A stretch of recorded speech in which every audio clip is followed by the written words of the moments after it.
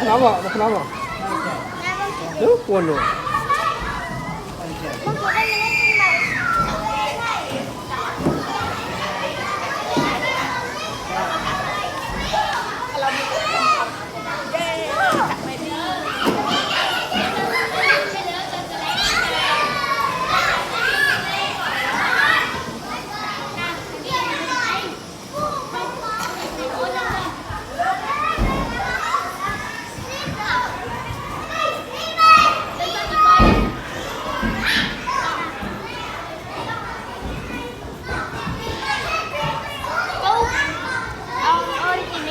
Tròn tôi cho tí bay để cha cho tí bay play cái đó là o chiên